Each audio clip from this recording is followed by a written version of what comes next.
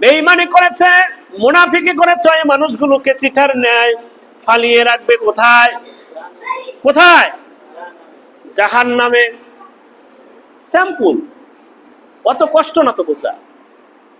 আমি সারা জীবন কোরআন মানলাম না, কোরআনের আইন আমি মানলাম না, আমি জান্নাতের দাবিদার, আমি জান্নাতের দাবিদার।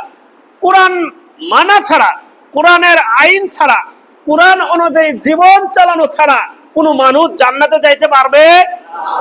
পারবে না। তাহলে একবার চিন্তা করেন, যারা কোরআন মানে না, যারা কোরআন অনুযায়ী জীবন চালায় না, তাদের কি অবস্থা হবে?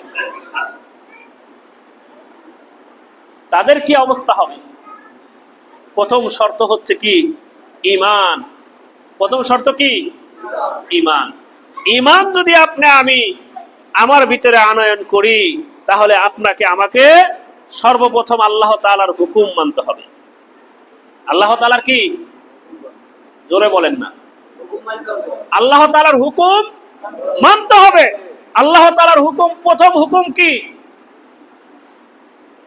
আল্লাহ তাআলার প্রথম হুকুম কি? পৃথিবীর সমস্ত কিছু আল্লাহ তাআলা সৃষ্টি করেছেন।